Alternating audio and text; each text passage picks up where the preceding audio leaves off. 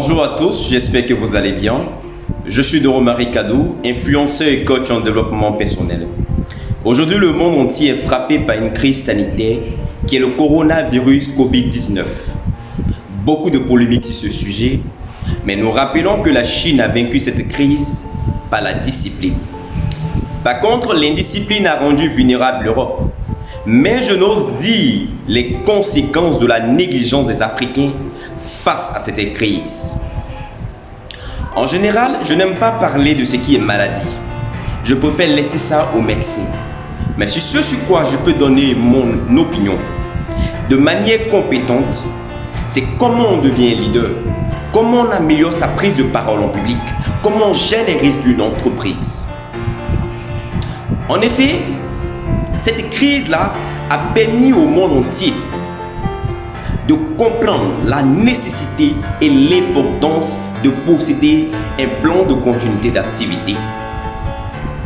Nous, risk managers, sommes en première ligne depuis le début de cette crise sanitaire.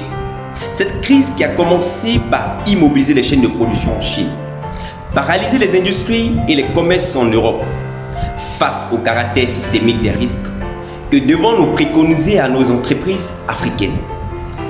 Devons-nous laisser nos collaborateurs continuer nos chaînes de production en les exposant à ce virus, ou devons-nous stopper toutes nos prestations afin de mettre à l'abri tous nos collaborateurs?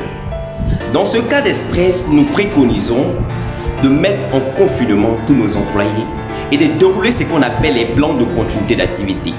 C'est ainsi que nous mettrons fin à la propagation de ce virus. Mais c'est quoi un plan de continuité d'activité? Un plan de continuité d'activité est un document décrivant une procédure qui permet à une entreprise de fonctionner, même en situation de désastre, en mode dégradé ou en situation de crise majeure, telle que la crise sanitaire que nous vivons actuellement. La plupart des grandes entreprises, des institutions, des collectivités et des grands hôpitaux sont munis de ce document stratégique régulièrement mis à jour. Mais qu'en est-il des petites et moyennes entreprises? Soit elles ignorent, soit elles ne voient pas son importance. Dans tous les cas, elles devront nécessairement la voir, car nous ne savons pas quand prendra fin cette crise, au risque de mettre les clés sous le paillasson. En effet, réagir correctement face à plusieurs scénarios, avec des actions sur mesure.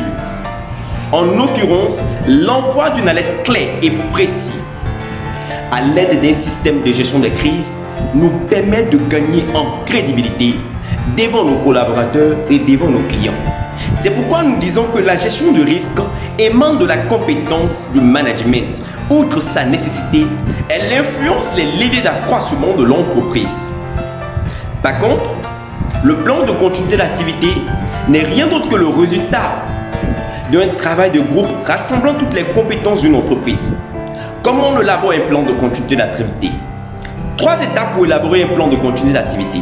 La première étape, c'est qu'il s'agit ici de faire une analyse de vulnérabilité visant à évaluer les risques et les objectifs que l'on se fixe pour son niveau d'acceptation.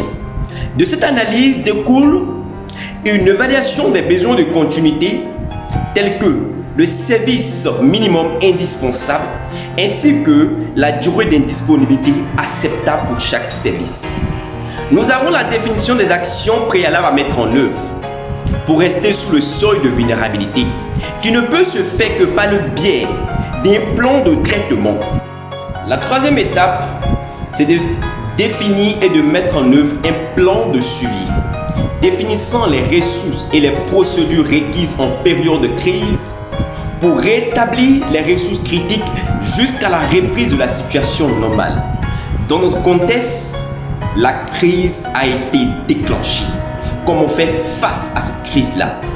Nous devons juste synchroniser nos acteurs, homogénéiser nos stratégies de réponse en mettant en place des techniques de travail.